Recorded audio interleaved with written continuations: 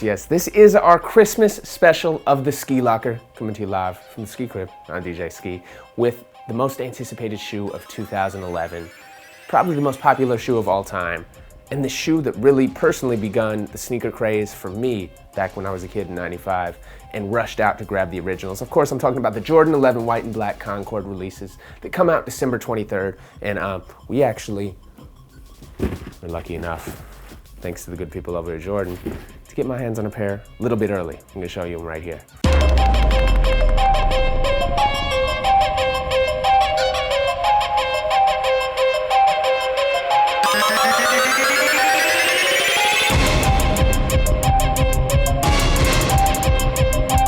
Now, the Jordan 11 is arguably not only the most popular Jordan of all time, but probably the most popular shoe of all time. It was such a moment in history when it came out from, Mike's. It was really the shoe Mike wore in a season when he came back. He came back in the playoffs the year before when they didn't win, but it started the second three-peat.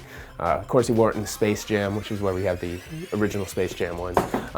It's just grown on to become literally Nike's and Jordan's most popular shoe, which is why they release it just before Christmas the past 3 years, starting off with the Space Jams, cool grays last year, this year white and black, probably the all whites next year, but we'll see. Now let's get to the actual shoe itself. Similar to the last two Jordan 11 Christmas releases, it comes in the same type of box.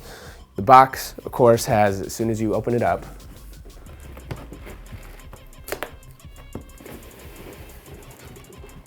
we have the Concord little 11 insert. It also states, Tinker made them shine, Mike made them fly, you made them iconic. If you're asking where it says Mike made them fly, it's real faint in the middle of them.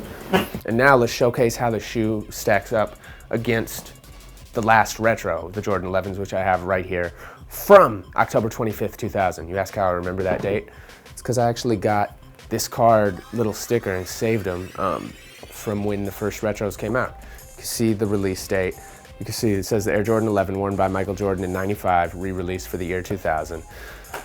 And the 2000 re-release was basically an identical clone to the '95 version. There wasn't much that changed, held up the same way. And as you can see, 11 years later in the release, there is some yellowing in the sole that you'll see.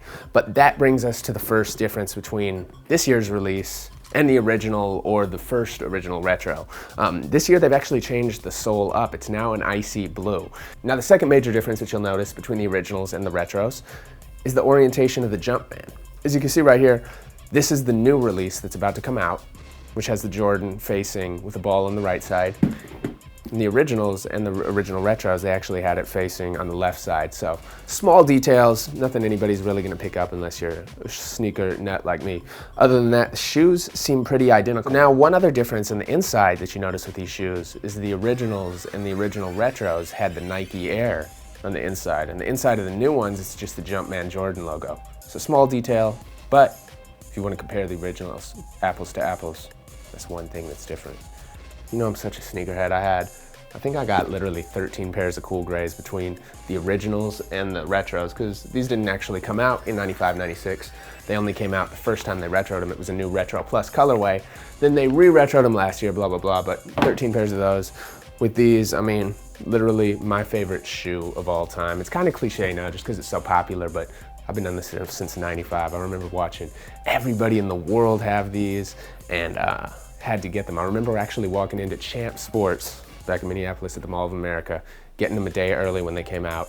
And I literally didn't take these off my feet my entire childhood. So in summary, it's the Skee Locker. I'm DJ Skee. I hope you enjoyed seeing just a peek of my Jordan 11 collection. I have a whole shelf in my sneaker room just dedicated to this shoe alone. And this year's retro definitely lives up to the hype. Despite the changes, it's actually kind of cool to see something different. The ice blue soles don't get as yellow as quickly, so that's definitely a positive.